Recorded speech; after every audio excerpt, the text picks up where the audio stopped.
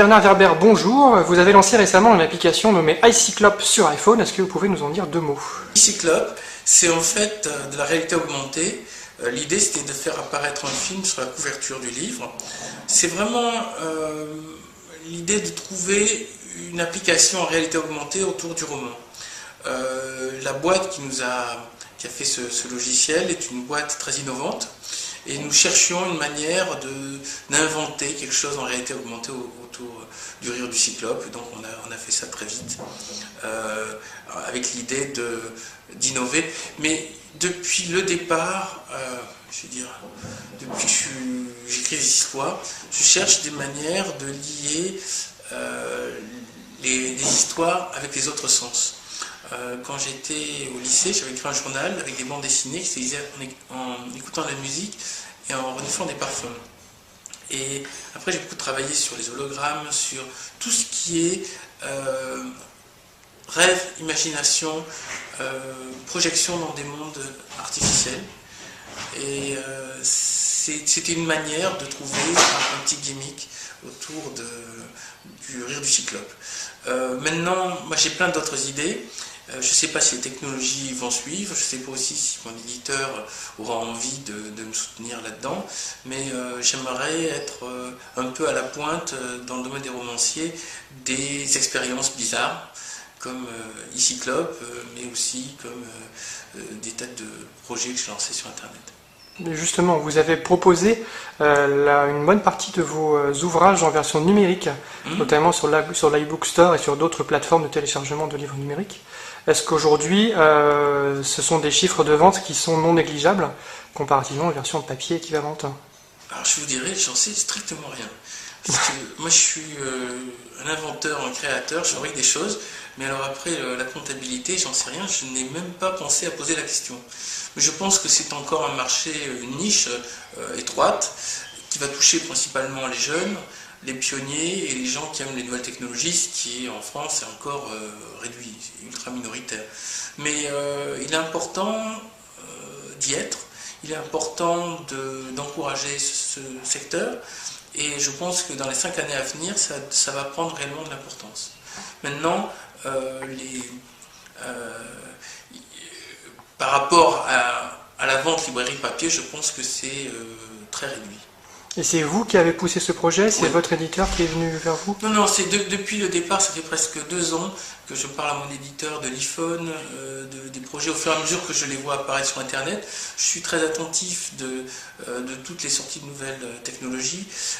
J'ai très rapidement dit, mes lecteurs sont sur Internet et utilisent les nouvelles technologies. Il faut qu'on soit présent sur ce segment, il ne faut pas juste toucher à la librairie. Et après, c'est le temps que met un éditeur à bouger. Je veux fonctionner en synergie avec lui. Je ne veux pas faire les choses de mon côté et l'éditeur fait les choses de son côté. J'ai envie que tout rentre en complète synergie, en complète complémentarité avec l'éditeur. Et là, ça tombe bien, j'ai trouvé une personne chez mon éditeur qui s'appelle Adrien Ducousset, qui lui aussi a cette envie de tester de nouvelles idées et qui lui aussi pousse en avant une sorte d'édition du futur. L'un des freins à la démocratisation de ces ouvrages numériques, c'est bien souvent leur prix. Et après avoir consulté sur l'iBook Store certains des prix de vos ouvrages, de vos livres, on les trouve aux alentours entre 10 et 17 euros par exemple. Est-ce que vous ne trouvez pas que c'est trop cher aujourd'hui pour le grand public? Si, c'est trop cher. De toute façon, il faut le temps que le monde de l'édition comprenne que le monde informatique est différent. Maintenant, je ne peux pas moi tout seul dire je veux que mes livres soient pas chers. Si je l'ai signifié, j'ai dit je pense que de toute manière il faut réduire énormément le prix vu qu'il n'y a plus le papier, il n'y a plus la librairie, il n'y a plus l'objet. Mais je crois qu'on est en pleine révolution et que la révolution ne fait que commencer. Donc on a déjà vu avec la musique que ça pouvait être très dangereux pour les industries artistiques. Donc je crois que dans l'édition, ils ont aussi un peu peur et ils se braquent sur leurs habitudes. Donc ça prend un temps avant qu'on passe des habitudes aux nouveautés et aux innovations. Et déjà je trouve que mon éditeur a bien compris ça et maintenant est en train de bouger. Vous savez, le monde de l'édition est une vieille dame poussiéreuse qui vit avec des anciens privilèges, avec toute une cour de gens qui fonctionnent de la même manière depuis des dizaines d'années et qui veulent surtout pas remettre en question leurs vieilles habitudes. Alors c'est très lent, c'est très long, c'est très bizarre à mouvoir. Moi j'ai envie de le mouvoir, mais est-ce que le public suivra? Est-ce que les médias suivront? Ça me semble plus aléatoire. Mais en tout cas, il faut essayer, il faut le faire, peut-être pour que même si nous on n'y arrive pas, d'autres plus tard puissent prendre le relais. Finalement, en plus du problème des prix, on peut retrouver un second souci pour rendre la technologie vraiment techno-agnostique. Ça concerne les DRM, donc tous ces droits numériques qui entourent la livraison des contenus numériques. Aujourd'hui, est-ce qu'on peut acheter vos ouvrages sans aucun droit particulier numérique, en l'occurrence? Puisque sur l'iBook Store, par exemple, on ne peut pas acheter un ouvrage, un livre sur l'iBook Store et le transférer sur une autre liseuse, un Nokia ou un... J'avais l'étrange privilège d'être l'auteur français vivant le plus piraté. Ce qui pour moi est un honneur. Ça veut dire qu'il y a des gens qui se donnent du mal à télécharger, à scanner tout ça pour récupérer mes livres. Maintenant, je pense qu'on est dans le Far West. Actuellement, les règles ne sont pas établies, les territoires ne sont pas clairs. Vous savez, c'est comme les premiers cow-boys qui arrivaient, qui commençaient à définir dans la prairie où on mettait les barbelés, où on mettait le bétail. Ça va bouger à toute vitesse. Je pense que ça devrait aller en toute logique vers une démocratisation et une baisse des prix. Il risque d'y avoir des blessés, il risque d'y avoir des boîtes d'édition nouvelles qui vont naître et des boîtes d'édition anciennes qui vont mourir. Ça fait partie de l'évolution. Moi, je crois que rien n'arrête la modernité et il ne faut pas en avoir peur. Quand on m'a annoncé que j'étais l'auteur le plus piraté en France vivant, le mort c'est Deleuze. C'est 1 Deleuze, 2 moi et 3 Amélie Nothomb. Quand on m'a annoncé ça, je me suis dit, voilà le signe que mes lecteurs utilisent les nouvelles technologies et sont en train d'essayer de faire bouger les choses dans un sens. Pour moi, chaque personne qui lit, c'est une victoire. Après, les problèmes dessous, c'est vraiment secondaire. Des moments où les gens lisent, des moments où ils ont compris l'intérêt de suivre mon travail, je dirais c'est gagné. J'étais aussi pour la gratuité dans la bibliothèque. Je pense qu'il ne faut pas ralentir l'accès aux livres et que de toute manière, après, une fois que les gens ont pris l'habitude de lire, ils finiront d'une manière ou une autre par soutenir la création. Est-ce qu'il y a une manière d'écrire en dehors du papier? Est-ce qu'on peut se dire, demain, on va lancer un livre uniquement sur le numérique en pensant au numérique? Alors, un peu comme moi, la couverture. Ça fait très longtemps que je pense à de l'écriture avec des systèmes de liens hypertextes. J'ai d'ailleurs, par exemple, sur mon dernier roman, écrit plusieurs fins. Je me dis, j'ai dit, je peux vous mettre toutes les fins, comme ça les gens peuvent les lire et choisir. J'ai des passages aussi que j'ai sautés. Moi, je vois ça comme une possibilité de faire comme les bonus dans les DVD, c'est-à-dire les scènes coupées, les autres fins, voire l'accès à des informations supplémentaires. Ça fait très longtemps que j'en parle à mon éditeur, plus de 4 ans ou 5 ans, parce que j'utilise ça déjà dans mes manuscrits. Mais après, il y a un temps pour que ça passe dans les habitudes. Maintenant, je pense que l'outil iPad, l'outil iPhone, l'outil tablette numérique, Sony, tout ça, sont faits pour avoir des mécanismes interactifs et je recherche à fond l'interactivité. Donc, je crois qu'il va y avoir une nouvelle écriture avec une dimension interactive du fait des tablettes numériques. Vous êtes justement l'un des précurseurs, d'après ce qu'on entend en matière de technologie. Comment est-ce que vous voyez évoluer ce marché dans les prochaines années? Est-ce qu'on va vers des écrans toujours plus grands? Est-ce qu'on va vers des écrans plus petits? Comment est-ce que vous pensez que tout cela va évoluer?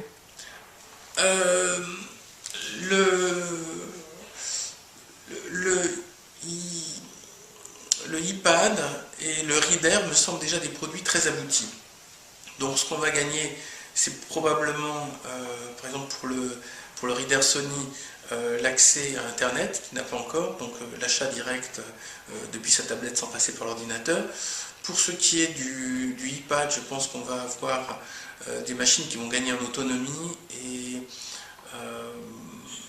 peut-être en légèreté, mais c'est déjà, je trouve qu'il y a un énorme pas qui a été accompli depuis les premiers systèmes de lecture que j'avais vus. Je crois que c'est des Cital il y a 7 ans ou 8 ans. D'une société française en plus, voilà. Cigène. Voilà, mais il y a il y a énormément, ça fait longtemps qu'on parle de ces tablettes, ça fait longtemps qu'on parle de lecture numérique. Après, avant que ça rentre dans les habitudes, je pense, je vous dis, d'ici 5 ans, ça devrait se faire. Alors attends, je vais quand même préciser. Ça va se faire d'ici 5 ans, mais ça va toucher surtout les jeunes et les gens curieux et qui sont intéressés par les nouvelles technologies. Il ne faut pas rêver, il y a énormément de personnes qui sont accrochées à l'objet livre de manière fétichiste, qui aiment remplir leur bibliothèque avec des livres, qui aiment les regarder, qui aiment les toucher, qui se méfient de tous les objets électriques parce qu'ils ont peur que la batterie tombe à plat, ou que ça casse, ou qui trouvent ça trop cher. Donc il y a toute une frange de la population, je dirais les récalcitrants à la modernité, qui sont majoritaires, qui n'iront jamais là-dedans. Par contre, c'est les jeunes qui sont déjà habitués à utiliser l'ordinateur, qui vont devenir plus lecteurs. Parce que moi je crois que les tablettes numériques, loin de faire la concurrence aux livres, vont ajouter des lecteurs. Des gens qui ne lisaient pas vont se mettre à lire à cause de ça, comme la bibliothèque ajoute des lecteurs, comme le livre piraté ajoute des lecteurs. C'est pour ça que je défends ces choses de manière étrange. L'important, c'est qu'il y ait plus de gens qui lisent. Et quand il y a plus de gens qui lisent, ça veut dire qu'il y a plus de gens intelligents tout court. Donc mon combat, c'est vraiment pour augmenter le nombre des lecteurs. Maintenant, ça va prendre du temps, et il y aura une grande couche de la population, comme je disais, qui sera récalcitrante, quoi qu'il arrive. Et justement, vis-à-vis de vos pirates qui aujourd'hui consultent vos livres directement sur des réseaux, comment est-ce que vous voyez, est-ce que vous avez un message en fait à leur faire passer pour qu'ils basculent vers une offre payante, ou est-ce que, Non, je pense qu'on ne peut pas moraliser le système. On ne peut pas dire à des gens qui ont envie de fonctionner en mode pirate, attendez, rentrez dans le rang. La morale, ça ne sert à rien. Au contraire, ce qui les amuse, c'est d'être dans l'illégalité. Je crois que ça fait partie des problèmes normaux et acceptables d'Internet. Comme de temps en temps, la météo, il pleut, on ne va pas dire, voilà, c'est affreux, il ne fait pas toujours beau. Il y a des inconvénients.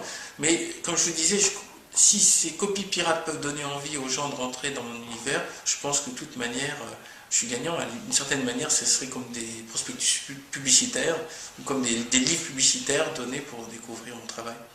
Après, je pense que naturellement, les gens auront naturellement envie de lire les livres avec plus de confort, parce que souvent, les versions piratées sont assez bizarre. Je me rappelle quand j'ai vu les versions piratées de mes livres, ils avaient scanné des livres de poche des fourmis, et il y avait des petits moucherons qui s'étaient retrouvés coincés entre la vitre et le livre. Quand c'était pas le livre étant mal incurvé, on ne pouvait pas lire les pages au centre.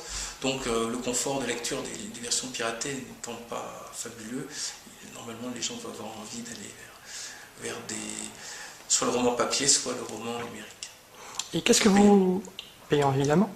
Qu'est-ce que vous pensez d'autres expérimentations numériques menées par des auteurs comme Jacques Attali avec son hyperlivre par exemple, qui consistait à scanner via un système de code barre qui s'affichait sur certaines pages du livre pour être redirigé sur Internet et avoir un morceau de musique ou une vidéo? Moi, je trouve ça intéressant. De toute manière, pour qu'on multiplie les expériences dans tous les domaines, et Jacques Attali a au moins le mérite d'essayer de voir le futur. On est dans la même catégorie des gens qui essayons de faire un travail de visionnaire, le mot est un peu fort, en tout cas de gens qui se posent des questions sur où va le monde et comment faire pour le faire aller dans la bonne direction. Le code barre, ça me semble une voie, mais un peu compliquée. Moi, je crois vraiment au système de type iPad, c'est-à-dire on est dans le texte, on touche, tout de suite apparaît l'info. Devoir passer devant un code barre, ça m'a l'air déjà un peu complexe. Je vise à trouver une sorte de geste naturel avec des outils complexes. Vous semblez être un technophile. Quel type de matériel est-ce que vous avez justement? Alors, j'ai des raisons d'être technophile, c'est que j'ai été journaliste scientifique pendant 10 ans, dont 7 ans de l'Observatoire, je tenais la rubrique scientifique. J'ai testé au fur et à mesure les premiers ordinateurs. J'ai démarré sur un Noric Atmos, je ne sais pas si ça vous dit quelque chose, pour la nouvelle génération. C'est-à-dire qu'on enregistrait sur une chaîne IFI, et l'écran, c'était l'écran de son téléviseur, et ça s'enregistrait sur des bandes magnétiques. Et je me rappelle quand j'étais arrivé à l'Observatoire, vu que j'avais un ordinateur, tout le monde avait l'impression que j'étais une sorte de professeur nimbus, petit bizarre. J'avais à l'époque, quand je suis rentré de l'Observatoire, un goupil parce qu'il faut savoir qu'en France, jadis, on faisait des ordinateurs, et il y avait une marque qui s'appelait Goupil, il faut aussi les Bull et les Thomson, et c'était une sorte d'énorme machine. J'avais été l'un des premiers à avoir un disque dur de 2 mégas, et je peux vous dire qu'avec 2 mégas, j'ai impressionné mon entourage. Donc moi je suis évidemment technophile, mais pour moi ça me semble quelque chose de complètement évident d'être dans une époque et d'utiliser les outils de son époque. Si j'étais à l'époque préhistorique, il y a un type qui montre d'un coup qu'il a trouvé un silex bilame, je me mets à utiliser le silex bilame, je ne dis pas oh là là la tradition c'est le silex monolame. Il me semble aberrant de freiner. Je pense que si Mozart vivait de nos jours et utiliserait un synthétiseur, il ne dirait pas oh là là, la beauté du son du violon ne peut être égalée pour aucun synthétiseur. Il utiliserait les outils, même Beethoven, même tous les gens créatifs, ils utilisaient les outils de leur époque, j'utilise les outils de mon époque. Donc ça ne me semble pas extraordinaire. Maintenant, j'ai eu à combattre longtemps contre les anti-technophiles. Je me rappelle notamment qu'en 1991, je signalais que j'avais écrit mon livre Entrée de mon texte. On me confrontait souvent à des auteurs qui me racontaient la beauté de l'écriture au stylo ou de la plume doigt frottant le parchemin. Et je devais légitimer le fait d'utiliser les traitements de texte. Et en face, ils avaient l'air de sous-entendre que l'ordinateur écrivait une partie du roman à ma place et que donc je n'étais pas l'unique détenteur de la chose. C'est-à-dire qu'ils avaient une vision que l'ordinateur, comme il y avait une intelligence réelle, autonome dans l'ordinateur, je devais leur expliquer, vous savez, c'est une sorte de machine à écrire améliorée, c'est pas grand-chose de plus, si ce n'est que c'est plus souple, plus fluide, et qu'on peut stocker les infos. Mais ils avaient une vision peureuse. La peur du futur, la peur de la technologie était très forte. Je me rappelle même quand j'étais au Nouvel Observateur, l'arrivée des ordinateurs a tout de suite correspondu à une levée de bouclier. Tous les journalistes disant « Ah, il est hors de question qu'on touche à ces machines ». Et après, il y a une sorte de négociation où les journalistes ont accepté de dicter le texte à une secrétaire qui touchait à l'ordinateur, mais eux-mêmes avaient peur que ça tombe en panne, de perdre leur texte et tout. Une réelle peur de l'objet. D'ailleurs, je leur disais, c'est comme des chevaux. Quand vous avez peur, la machine va vous faire des problèmes. C'est-à-dire la machine sans laquelle vous avez peur et vous avez des problèmes. Et j'étais tout le temps obligé de réparer les ordinateurs. Mais souvent, c'est juste parce qu'ils appuyaient sur 2 touches en même temps, ou parce qu'ils se préparaient tellement à voir la panne que ça arrivait et puis c'était sur des bêtises. Alors, mon équipement, puisque c'était ça votre question, je suis devenu progressivement macophile. Pour une raison simple, c'est qu'un jour, ça devait être en 1992, j'ai eu un virus sur mon ordinateur qui a détruit tout mon disque dur avec 20 manuscrits originaux dont j'avais aucune autre copie. C'est aussi le prix d'être un pionnier, c'est le prix de l'avancée technologique. Et là, je me suis dit, il me faut quelque chose de plus stable, plus fiable. Et j'ai commencé à me tourner vers les Mac. Et maintenant, ça me semblerait aberrant de revenir au PC, parce que je vois bien que les PC sont trop lourds, trop lents, et il y a trop de couches en dessous qui ne servent à rien, alors que le Mac est vraiment tourné vers une efficacité et une sorte de fluidité qui, pour l'instant, me semble inégalée. L'arrivée de l'iPhone et de l'iPad confirme cette avancée technologique. Voilà, dès que j'ai 3 sous, j'achète la nouvelle machine qui va sortir.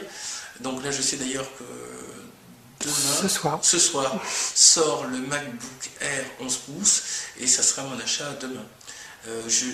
J'attends pas, j'achète aussi toujours la machine le jour même de sa sortie. J'ai dû avoir les premiers iPhones, j'ai dû avoir les premiers iPads et c'est la chose qui m'excite le plus. Vous deviez nous conseiller 5 applications par exemple. Ce serait lesquelles? Alors,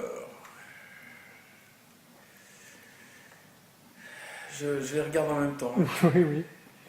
Alors si je devais conseiller 5 applications, bon alors il y a Run Static parce que j'utilise pour courir, Tango que j'utilise comme visiophone, vous le connaissez je présume, Dictation, Dragon Dictation. Pour la saisie vocale de la saisie vocale. Bon, ensuite EasyClub et Beverber, les 2 applications parce que j'ai quand même bien surveillé ça et je trouve qu'elles sont assez chouettes. Combien vous en voulez encore? Allez-y, si vous en avez d'autres, on les prend. Alors moi j'utilise Fidol aussi pour les cartes d'abonnement. Je fais des tours de magie avec Psypic. Pour ceux qui ne connaissent pas, je vous conseille d'aller voir ça. J'utilise aussi Night Track comme déclencheur de magnétophone. Bernard Werber, je vous remercie. De rien.